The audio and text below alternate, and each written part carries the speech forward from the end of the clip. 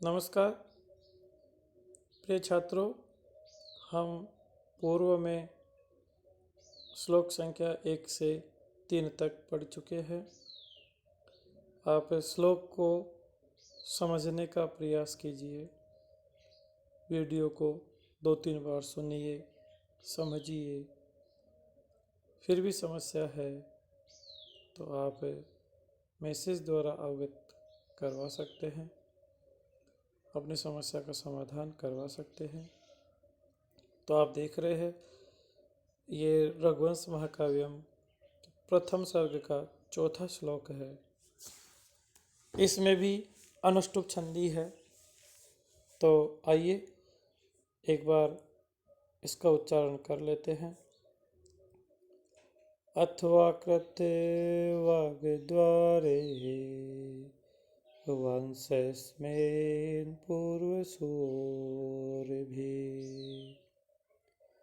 मणौ वज्र समुत्कीर्णे सूत्रस्यैवास्ति मे गतिः सूत्रस्यैवास्ति मे गतिः। इससे पूर्व में हमने जो तीसरा श्लोक पढ़ा है उसमें कालिदास ने अपने विषय में बताया कि मंद कवि पार्थी घमिष्यामुपहास्यताम्, अर्थात मंद बुद्धि वाला, कवियों के यश को चाहने वाला मैं जो कवि हूँ वो आगे बता रहे अथवा अथवा अथ अर्थात या और कृतवाग द्वारे, वाग द्वार में, कृत्य में जो किया गया है, जो वर्णन किया गया है। तो ये वाग द्वार क्या है? तो बच्चों इसको समझिए, देखिए। वाग का मतलब वाणी और द्वार यानी वाणी का जो द्वार है, अर्थात संस्कृत साहित्य में सबसे पहले जो वाणी का जो द्वार है, वो जो सबसे पहले जो किताब लौकिक साहित्य की जो लिखी गई वो क्या है? रामायण है। तो कवि यह समझाना चाह रहा है कि वाग द्वारे अर्थात रामायणे, रामायण में कृतम जो किया गया वर्णन है। वंशे अस्मिन, अस्मिन वंशे इस वंश में, पूर्व सूरी भी, पूर्व के सूरी भी विद्वानों के द्वारा। अब यहाँ पे अब पूर्व सूरी कौन है? कवि वाल्मीकि है। क्योंकि रामायण किसने लिखी? कवि वाल्मीकि ने लिखी, जो संस्कृत साहित्य के आदि कवि माने जाते हैं। तो अपने संस्कृत का एक नियम है, आदरार्थे बहुवचनम, आदर के लिए बहुवचन का प्रयोग किया जाता है। इसलिए यहाँ पे कवि ने इसी परंपरा का पालन करते हुए पूर्व सूरी भी यह तृतीया का बहुवचन का प्रयोग किया है। अर्थात पूर्व सूरी भी, पूर्व का जो कवि वाल्मीकि है उनके द्वारा कृतवाग द्वारे इस रामायण महाकाव्य में, अस्मिन वंशे इस वंश के विषय में, कौन सा वंश? जो रघुवंशी राजा है, इनके वंश के विषय में, मणौ हरि की तरह बन जाएगा, सप्तमी का एक वचन, हरि में अर्थात मणि में, वज्र समुत्कीर्णे, वज्र से मतलब यहाँ पे सुई है, और समुत्कीर्ण उसको अच्छी तरह उत्कीर्णने वाली, अर्थात जिस प्रकार मणियों को भेदने वाली सुई, उसके द्वारा भेदन किए जाने वाले जो मणौ, जो मणि में, सूत्रस्य इव, सूत्र के समान। यहाँ खोलोगे, संधि विच्छेद कर लीजिए तो क्या हो जाएगा? सूत्रस्य प्लस इव हो जाएगा। सूत्र के समान में गति ही अस्ति, मेरी गति है।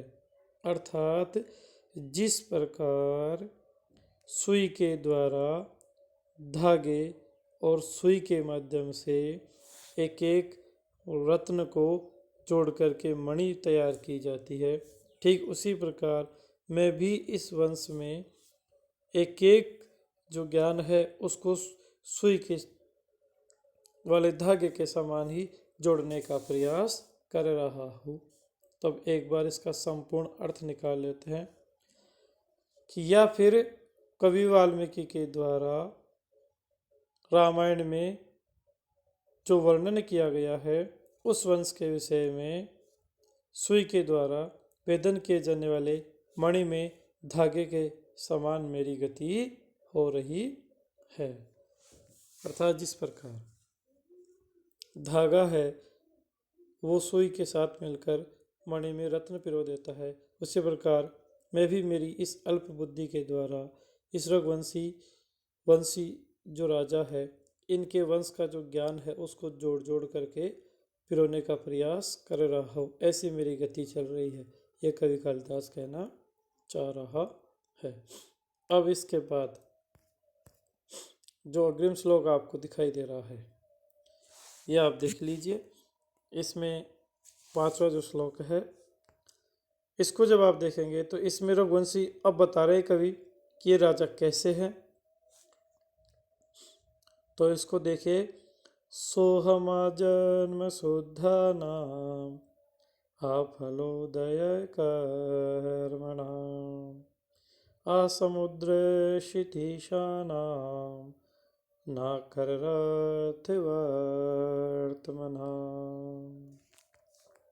तो यहाँ जब अपन देखते हैं तो अब ये क्या है, ये विशेषण चल रहे हैं और राजाओं के विशेषण चल रहे हैं।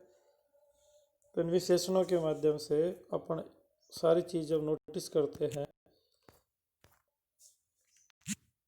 तो आप देख लीजिए एक बार। थोड़ा सा आपको डिस्टर्ब हो गया, ये मैसेज आ गए तो मैंने अब इनको बंद कर दिया है। तो अपन ये कह रहे थे कि जो श्लोक आपको दिखाई दे रहा है स्क्रीन पे आप अच्छी तरह देखिए, ये श्लोक पूरा विशेषण के रूप में है। इससे आगे की एक पंक्ति आएगी जो नीचे नीचे आप देख रहे हैं कि रघुणाम अन्वयम वक्से, इस पंक्ति को अपन लास्ट में जोड़ लेंगे।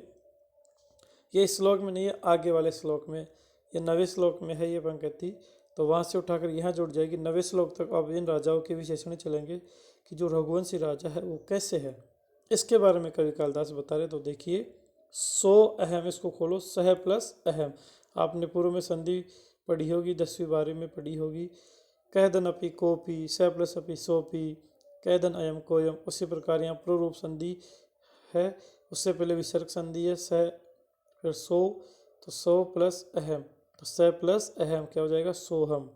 विसर्ग उत्त हो जाएगी, उसके बाद में प्ररूप हो जाएगा।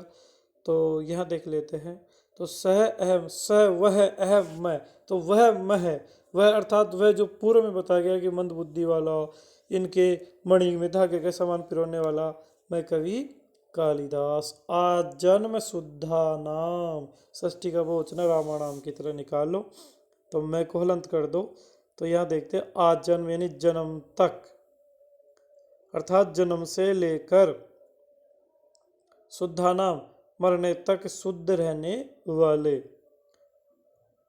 अर्थात जन्म से लेकर मरने तक हमेशा सही व्यवहार रखने वाले। वाले क्यों लगा रहे, क्योंकि ये विशेषण चल रहे। रघुवंशी राजा कैसे थे ये बता रहे हैं, तो आगे जोड़ लेंगे इसका विशेषण, जो रघुनाम है वो लास्ट में जुड़ जाएगा श्लोक के। तो यहाँ तक क्लियर हो गया कि आजन्म शुद्धा नाम, जन्म से लेकर मरने तक शुद्ध रहने वाले।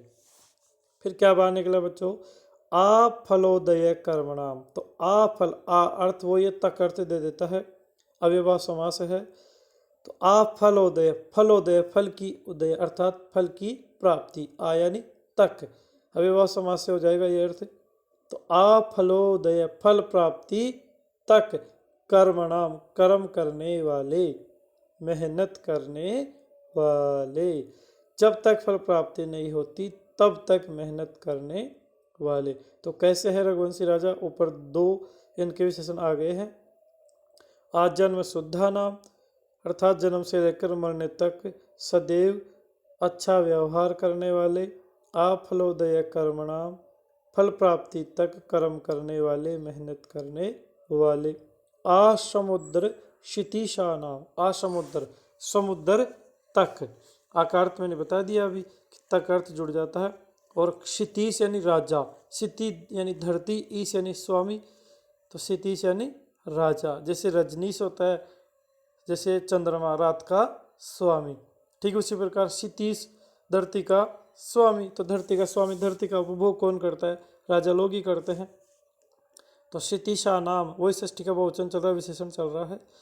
तो आ समुद्र क्षितिशा नाम, समुद्र तक शासन करने वाले।